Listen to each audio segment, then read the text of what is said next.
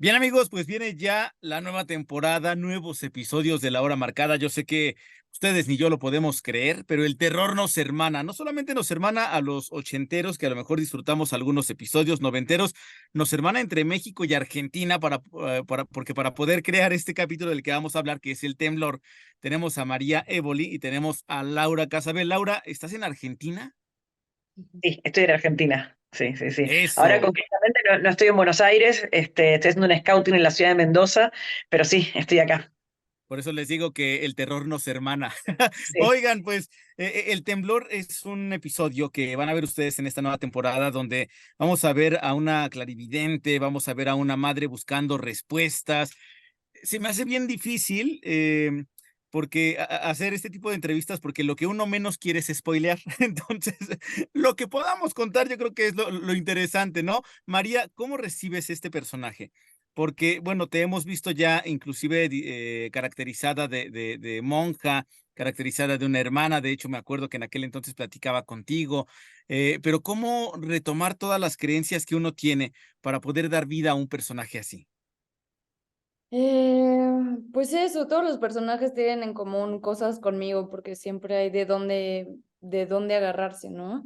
Este personaje me pareció algo muy interesante para mi carrera porque podía actuar con el cuerpo, con los gestos, podía otra vez hacer eso y porque el personaje, bueno, porque el capítulo toca un tema muy importante que son los feminicidios.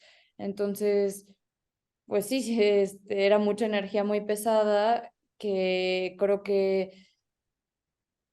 es difícil hablar de un tema así en la televisión, ¿no? O sea, cómo hablamos de los feminicidios que nos pasan todos los días.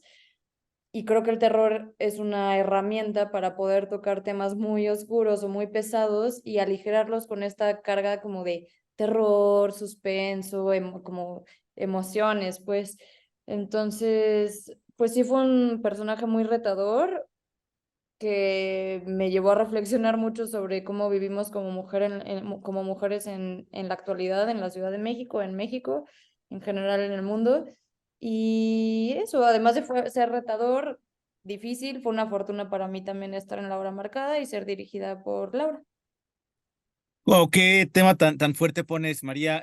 Los feminicidios, híjole, es que uno hace remembranza de lo que vivimos en los años 80 a lo que ahora vivimos en este 2023 y han pasado 35 años, pero parece que retrocedemos en un montón de situaciones como justamente este respeto por la vida, amor por la vida de otras personas, ¿no? Y también nos conecta eso, hace rato estábamos hablando de conectar, bueno, pues nos conecta el terror de lo que sí nos puede pasar, más allá de brujas, más allá del vudú, los asesinatos, Laura, eso sí nos conecta también entre hermanos, ¿no? Y el dolor nos conecta también. ¿Qué piensas de Mira, esto? totalmente, absolutamente. Mira, es algo que justo había, una de las cosas que fue la conexión que sentí que podía encontrar con México.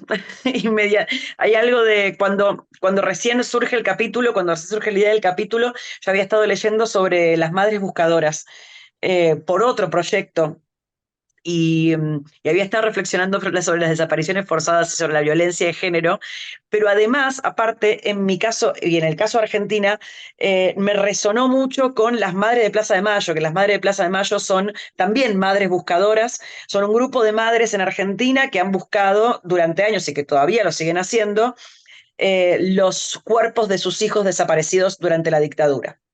Y por otro lado también Latinoamérica, bueno, nada, la tasa de feminicidio de Latinoamérica es muy alta y la violencia contra la mujer es realmente es aberrante y es algo que también nos hermana. Entonces creo que ser mujer en este tipo de territorio es, es una experiencia particular, pero que definitivamente hermana, digamos, pero que definitivamente es latinoamericana. Y así lo pensé.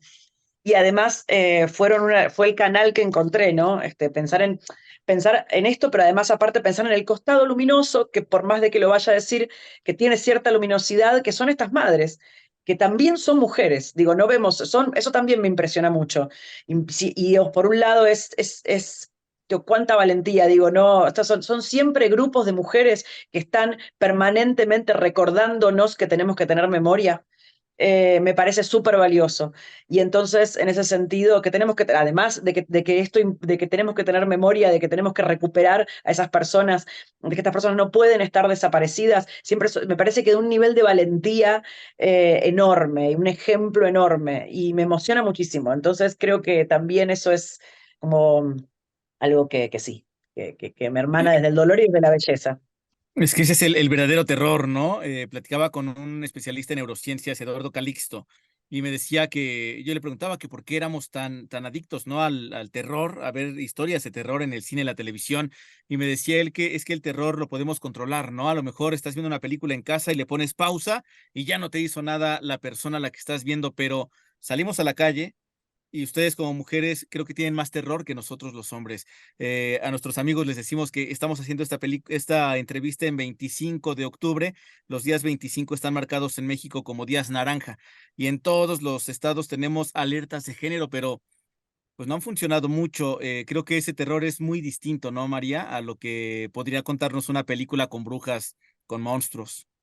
Y pues es más bien eso, la realidad, darnos cuenta que la realidad supera la ficción y lo que vivimos, lo que se está viviendo, las guerras, aquí la violencia, la guerra que también existe en nuestro país, pues es eso, quizás a veces queremos ver una película de miedo para reírnos un poco de que nos asustaron, ¿no? O reírnos de que apareció el fantasma o que hay alguien malo, ¿no?